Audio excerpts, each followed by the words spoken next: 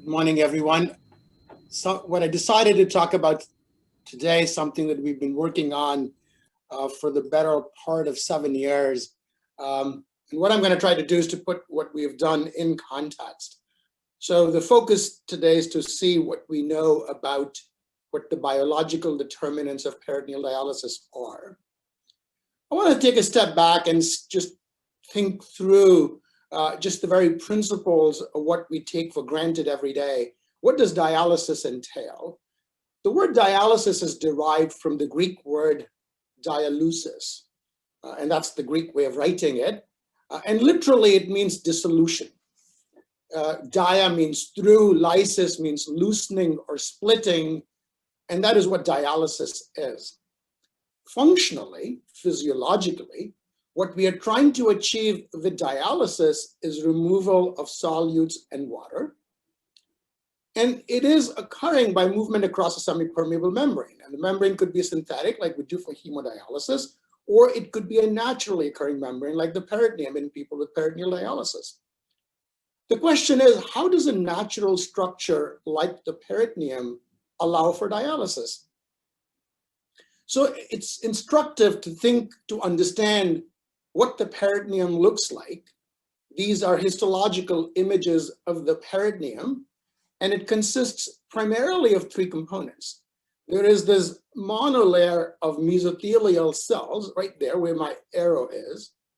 There is this submesothelial matrix that is primarily collagen, and embedded in it are small capillaries.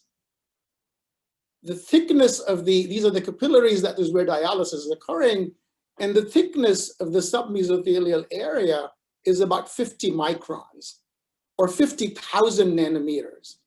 And if you juxtapose in terms of, say, the glomerular basement membrane, it's 150-fold thicker than the glomerular basement membrane. And so the best way to describe the peritoneum as a membrane is that it is a complex membrane. There are many structures that are in the membrane that have basement membranes, and so it is a peritoneal membrane is not the same as the glomerular basement membrane. This is a complex membrane where dialysis is occurring. And there are a variable number of capillaries per unit area. And so there's variability in the number of capillaries between people, and that is in part defines the efficiency of solute and water removal in people. There is problems that happen with the peritoneum over time, both in the setting of uremia as well as during peritoneal dialysis. This is a classic study that was published now almost 20 years ago. And this is looking at the thickness of the peritoneum. These bars here are looking at the thickness of the peritoneum in people that are normal, compared that to those that have uremia, and then those that have been undergoing hemodialysis for a while. And I don't want you to focus, these large bars are distracting, but I'm not focusing on that today. What I'm trying to demonstrate to you here is that even in the setting of uremia, the peritoneum is much thicker than it is in people that are otherwise healthy. And so these abnormalities, of course, are amplified with treatment with peritoneal dialysis over time, but uremia itself is a problem. So relative to what happens upon treatment with PD, the submesothelial area is thicker in people that have uremia, and with PD, the submesothelial area becomes thicker, the number of capillaries per unit area go up, and there is a unique vasculopathy that has been described that is in the post-capillary venules that happens in people that have been on PD for a while. And people have then also described what are the biological processes that underlie these changes. There's a fair bit of evidence, although not consistent, that there is an epithelial mesenchymal transition, that the mesothelial cells convert to a fibroblast phenotype. And that is how collagen is deposited over time in treatment with PD that results in an increase in thickness of the peritoneum. There is intraperitoneal inflammation, which varies between people, and I'll show some of the evidence for that. And there's angiogenesis that happens. New capillaries form over time that further influence the movement of solutes across the peritoneum. So that's the anatomical changes, the pathobiological changes that are occurring in the peritoneum. What about the functional components of the peritoneum that allows peritoneal dialysis to happen? The classic model that is described in terms of our understanding of peritoneal dialysis is what's called the three-pore model. And I started off by saying there is a monolayer of mesothelial cells, there is a submesothelial matrix, there are these capillaries, and the argument that Rippey made years ago, he passed away unfortunately a couple of years ago, that the site of resistance for movement of solutes and water is in these capillaries that are in the peritoneum. And the capillaries have then been described to have these three different types of pores. There are the aquaporins, these are the water channels. The aquaporin in the peritoneum is different than the one in the cortical collecting duct in the kidneys. This is aquaporin 1 here in the peritoneum, it's aquaporin 2 in the kidneys that allows for the movement of pure water from the capillary into the dialysate. The bulk of dialysis occurs in, the bulk of dialysis occurs through these small pores. And of course, these are hypothetical constructs. Nobody's actually physically seen these pores. These are hypothetical constructs through which the bulk of the movement of water and solute happens. And that is where also glucose is absorbed. And then there is these handful of large pores through which albumin is lost. As you know, PD, there is a loss of about 6 grams or so of albumin every day. And that is thought to occur through these large pores. So that is what the bedrock of our understanding of movement of solutes and water in PD is this three-pore model. And there are people who say this is too simplistic, that it is not simply what is happening at the level of capillaries. Also, for example, we have to consider how far a capillary is from the peritoneal cavity. And that is what is accounted for in a more complicated model, like a distributed model, is in terms of describing the movement of solutes and water that happens with PD. So with that understanding in what is happening, what it looks anatomically, what is happening functionally, how do we then measure the function of the peritoneum as relevant to doing peritoneal dialysis? And as I said, I recall I said dialysis entails two things: movement of solutes, movement of water. And so a functional assessment then has to be able to assess the movement of solutes and the movement of water. And the movement of solute is classically has been called the transport type, and the preferred terminology is the peritoneal solute transfer rate now, which is essentially the rate of movement of solute across the peritoneum in the simplest of terms, and I'll spend more time on it. And then the capacity to remove fluid, which is the ultrafiltration capacity. So kind of close the loop, the dialysis is removal of solute and water. If you want to measure the function of the peritoneum, you want to be able to measure its ability to remove solute and its ability to remove fluid in any given individual at any given point in time. We measure peritoneal function with a peritoneal equilibration test. And a classic PET uses a single dwell of 2 liters of 2.5% dextrose for 4 hours. And it provides an assessment of both the solute transfer rate and the ultrafiltration capacity. And the measure of the peritoneal solute transfer rate is the 4-hour D over P creatinine. It's the ratio of creatinine in the dialysate at 4 hours to what is in the blood. So essentially, what is the extent of equilibration that has happened in a period of 4 hours? But it is not as simple as it is a measure of the diffusive capacity of the peritoneum, because yes, there is diffusion that is happening of creatinine from blood to dialysate across a concentration gradient. But remember, there's also ultrafiltration that is happening. And the ultrafiltrate has concentration of creatinine that is the same as that in the blood. And finally, there is movement of water through the aquaporins that contains no salt. And the fluid that comes into the dialysate through the aquaporins essentially reduces the concentration of creatinine that is there, that has happened because of diffusion and ultrafiltration. So at any given point in time, in any given individual, the concentration of creatinine in the dialysate reflects 3 biologic processes. There's the diffusion, there's the convection, and there's the work of the aquaporins.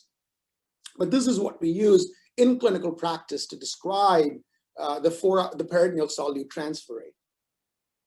a large number of studies have looked at the distribution of peritoneal solute transfer rate in people on PD. I mean, this includes one of our studies we published some 5 years ago. I'm going to make 2 points about this table. The first is there's a remarkable consistency in what the mean value is in populations around the world.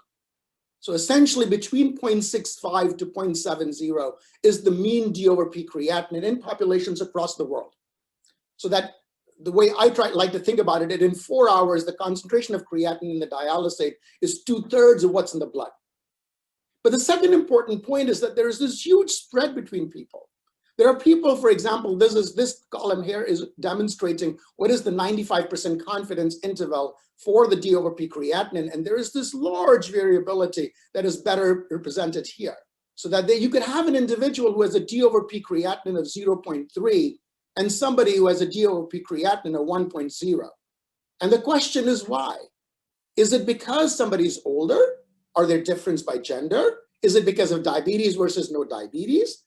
And we've looked at now several times, and essentially the clinical, the demographic, and the lab variables explain only 8% of the variability in D over P creatinine. So it is not big, the differences in D over P creatinine are not because of differences in body size. They're not because of differences in diabetes. Essentially, we don't know why they are.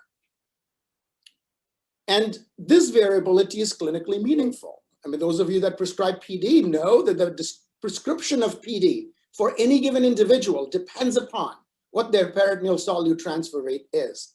And study after study has shown that there is an association between the D over P creatinine and clinically meaningful outcomes like mortality, hospitalizations in people that have a high D over P creatinine are the ones that are at the highest risk of poor outcomes if the prescription is not adapted to their peritoneal type. So what have I said so far? I've said that the peritoneal dialysis uses the naturally occurring membrane peritoneum for removal of solutes in water to manage uremia. We have a fairly good understanding of processes that allow for movement of solutes in water across the peritoneum, including how it changes over time. But the rate of movement of solutes across the peritoneum is highly variable, and the question is why? Is it simply because the number of capillaries are different in different people per unit area? And if so, why? Why does somebody have more density of capillaries than others? Is it differences in the thickness of the submesothelial matrix? Is it the capillaries that have different permeability? Is it variability in expression of aquaporins? And why, if they are different, why are they different? There is a fair bit of, I shouldn't say a fair bit of evidence, there is some evidence that suggests that some of this variability may be genetic. And this is a paper that was published now 15 years ago. It's a relatively small study from Europe that examined a single gene, the IL-6 gene, and looked at these 3 genotypes at one of those single nucleotide variants and demonstrated that there's actually, depending upon the expression of the combination of alleles for IL-6 determines what the peritoneal solute transfer rate is. This is the MTAC. MTAC is mass transfer area coefficient of creatinine. That's another way of measuring the D over P creatinine, for example.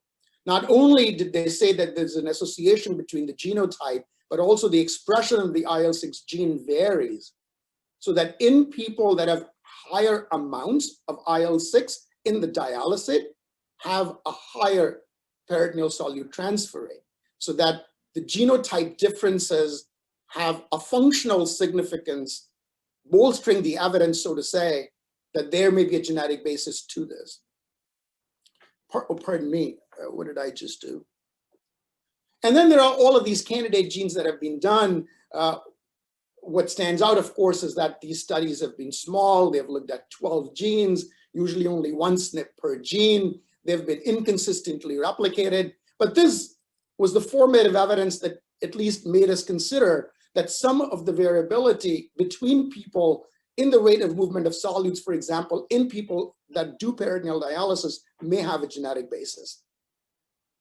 So this is the first grant that I wrote when I moved to Seattle, and it's taken much of 7 years, and it'll be evident why it is that we tested this overarching hypothesis that common genetic variants explain this variability in peritoneal function that is relevant to successful PD. And rather than using candidate gene approach, we decided to use a genome-wide association study, which is an unbiased approach to determine the contribution of genetic variability to this variability that we see clinically in peritoneal function. Before I go on to the details, consider the challenges. To date, up until the work we have done so far, there have been no estimates of heritability of the peritoneal solute transfer rate. I said 8% of the variability is explained by clinical and demographic factors. 92% of the variability is not genetic. What proportion of that 92% is genetic, we don't know, and is necessary for us to compute the sample size. Consider the enrollment challenges. There are, around the world, in 2019, less than 400,000 people doing PD. And my estimate is that they are in about, say, 5,000 different dialysis facilities around the world. And so it would be impossible to have a study with cohort sizes like has been done for other kidney-related phenotypes. Like CKD-Gen has over 67,000 participants. Brian published this paper in Serum Phosphorus a few years ago with more than 16,000 people. There are studies done with Serum PTH with more than 50,000 people. There is no way that one could consider enrolling a population as large as that. And then because population is distributed around the world, this multi-ethnic cohort does introduce challenges of population stratification. And then people treated with PD also have several other polygenic traits like diabetes and hypertension that will further complicate inferences. Nevertheless, we thought it was a reasonable work for us to undertake. And so we decided for the phenotype to be the peritoneal solute transfer rate. I've already talked about the 4-hour D/P creatinine as determined by PET done at the start of PD. And the reason why we selected that as a phenotype is because it's precise, it's highly reproducible, it's measured on a continuous scale, it's measured routinely in clinical practice, it's clinically relevant. I just want to remind you a couple of things I've already said, that remember, in any given individual, the biologic processes that determine what the 4-hour D/P creatinine is diffusion, convection, and aquaporin function. And so variability in any of these three processes will affect the 4-hour D/P creatinine. And then the known biologic processes that affect the peritoneum is this epithelial mesenchymal transition, local inflammation, angiogenesis, and vasculopathy. So just keep that in mind as we go through some of the results I'm going to show you. So for building the cohort, we had 15 centers in the United States, 5 centers in Canada, 43 centers in the UK, 3 in Belgium, 1 in Sweden, and 2 in Australia. So collectively 69 centers, 6 countries, 3 continents. And we enrolled 3,500 participants, 47% prospectively. So the remainder, we got frozen samples and data, but half of them were enrolled prospectively through the past 7 years. And fewer than 3,000 were included in the GWAS. This is the table describing the characteristics. I know it is going to be hard to read, and that's not the purpose. The purpose is to point out is that the largest number of people we enrolled were in the UK. I have to say that the infrastructure for doing clinical research, at least in the UK, is very sophisticated. And I think in the US, we have a lot to learn in the infrastructure that they have that allows research that is funded to be done much more simply than is possible in the United States. 38% participants were women, 81% self-reported white, 79% had a PET done with 2.5% dextrose. It was done on average 2 months from the start of PD. And the average D/P creatinine of this cohort is what's been shown in other studies to be the average of 0.70. So it's mostly of European ancestry, PET done primarily with 2.5% dextrose, on average about 2 months from the start of PD. The genome-wide genotyping was done in 2 batches, but that's not the point of the slide. I just want to make 3 important points here. The first is that the chips that are available now for genome-wide genotyping have a very granular coverage of variants that exist in nature. So for example, the chips that we used had almost 2.4 million single nucleotide variants that were then genotyped. 2.4 million SNPs were genotyped, and then based upon what an individual has, you can say this variant exists here, and usually next to this variant is this variant. That's the process of imputation. So you actually did not genotype it, but you imputed the rest. And in the end, what we had was over 8 million SNPs, and we tested the association with 8 million SNPs. And when you're testing the association with this large number of these SNPs, you can't use a P of 0.05 as being significant. You have to have a much more stringent level of significance. And what is conventionally used in genome-wide significance is if the combined p-value is less than 5 to the 10th power minus 8. And if it's less than 5 to the 10th power minus 6, it's suggestive association. These are the results of the GWAS. And again, to orient you, it's like some of these things I've learned myself in the last 6 months. So here I'm teaching you at least trying to teach you what I've learned in the last 6 months. Each of these seeming columns is a chromosome. Each of these dots is one of these millions of single nucleotide variants that we genotyped in individuals. This line here, if any dot goes above this line, is that variant that reaches the genome-wide level of significance, that is less than 5 to the power minus 8. And this is looking at suggestive associations between 10 to the power minus 6, 5 to the power minus 6 to 5 to the power minus 8. Each one of them, of course, is not a column. It's all of these variants that are kind of clustered together where there is, and that is why it just seems as if it's a stack there. And the point of it is that there was no variant that reached genome level significance. And in part was not surprising given the sample size that we had. But there were 22 variants in 15 genomic regions that were suggestive. And I'm briefly so this is just outlining them. This is looking at this is the genomic region here that is italicized based on the chromosome where they are.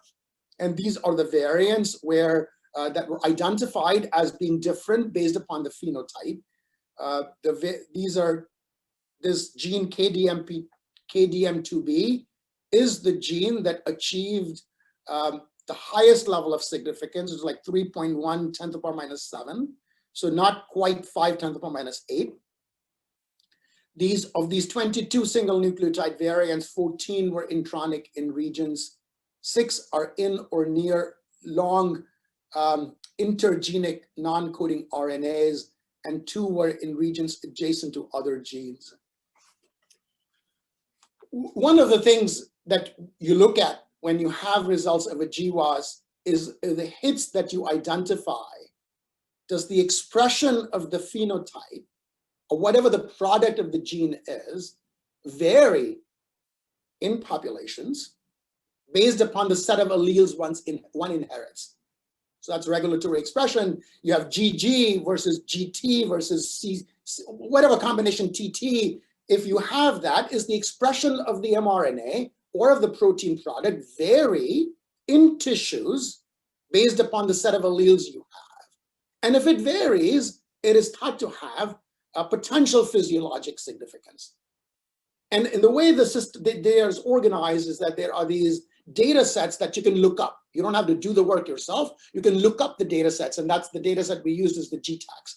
And we looked at all of the genes that we identified as potential hits, and at least 10 of the variants in 6 regions show differential expression. Now, I want to qualify, these are, of course, not being done in the peritoneum, and this is not done in our cohort, but at least provides some suggestion that it is possible that some of the genes that we found to be potentially significant may have physiologic relevance in humans.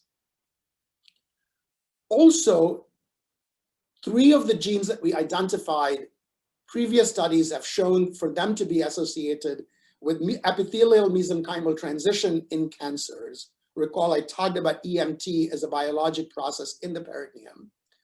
6 of the variants code long non-coding RNAs. And actually, there's a fair body of evidence in animals that variability in some of these long non-coding RNAs actually promote or inhibit EMT in the peritoneum. So this is the only specific evidence that we have with regards to the peritoneum. And there are 3 genes that are associated with inflammation or immunity. We also tried to estimate what % of the variability in the peritoneal solute transfer rate was heritable. And without going into the details in any of these processes, essentially our summary inference was that 25% of the variability in the D over P creatinine between people could be genetic.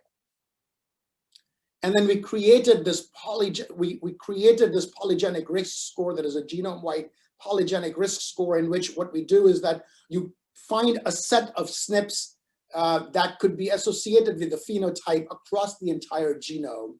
And based upon what the different set of SNPs an individual inherits, there were differences in D over P creatinine. Essentially, that's what the essence is of a polygenic risk score. So to summarize, in the work that we have done is that, I think the first thing that I am very grateful for is the successful international collaborative effort, which assembled the largest cohort of PD patients with biosamples. It's the first GWAS for any trait related to PD. No single nucleotide variant reached genome-wide significance, and several suggestive associations indicate several mechanistic pathways in peritoneal biology. Now, I want to acknowledge that these may be noise, that these may not be real associations. The first estimates of heritability suggest that 25% of the variability may be genetic. And further corroborative evidence that genetic determinants of the peritoneal solute transfer rate are associated with the polygenic risk score. So this is my last but one slide. What I've tried to say in these 27 minutes is that PD uses the naturally existing dialysis membrane. There is a 3-fold variability in the rate of transfer of solute across the peritoneum. And there are several lines of evidence have suggested that some of this variability may be genetic.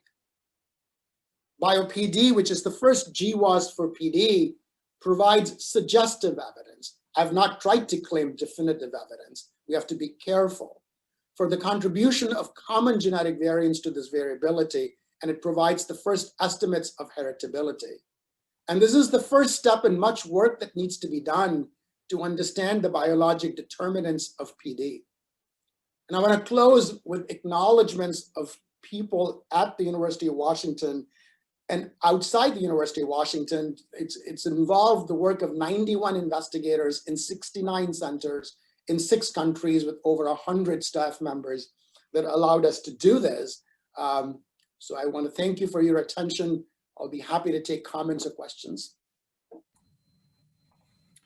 Thanks so much, Raj, for that talk and for obviously just the enormous amount of work that went into this project over the last 7 years. So a couple of questions from the group in the chat. So Leah asks, wonder if you looked at diabetics separately. You know, we don't have enough participants for us to look at diabetics separately. What we do know, so it is possible that the genetic determinants may vary in people that have diabetes versus not. What we do know generally that there is no significant difference in D over P creatinine between those with diabetes and without diabetes in these large population-based studies. And then Dr. Watnick asks, Raj, this is fascinating. Did your group look at changes in D over P creatinine over time and associations that determine who has a greater likelihood to experience those changes? Not yet. That is the second step. So we have a subset of these individuals we have follow-up data on, and that is work we hope to do this year. So we have the data, the analysis we hope to do this year. And Dr. Musinski asks, have you considered that variability in PD transport is due to immune responses to peritoneal fluid? PET testing is done after patients are on PD for a while. Yeah. And that's a reasonable hypothesis for us to be tested. And so all we could do in the analysis that we did was to account for that interval. What is also interesting, and that's as a long aside, is that there are people in here that had a PET done before PD was started. So we have a subgroup of those individuals as well. We accounted for that variability in the analysis, but again, the sample size is not large enough for us to kind of tease that out further, but I think it's a reasonable hypothesis for us to consider. And then a last question here from Jordan. So children have very high transfer rates. May this reveal a developmental difference in peritoneum between children and adults? Absolutely. I mean, we of course didn't have children in this, you know, and I have to think a little bit about this. We are born with the genes we have. And then there's likely, there's some developmental changes that happen over time that may or may not be genetically determined. And then there are environmental exposures, some of which we've talked about, whether it is, for example, exposure to PD fluid that modify that relationship. But I don't have a good answer, Jordan. Well, thank you so much, Raj. Appreciate you speaking here in the new year. And with that, I'm going to stop the recording.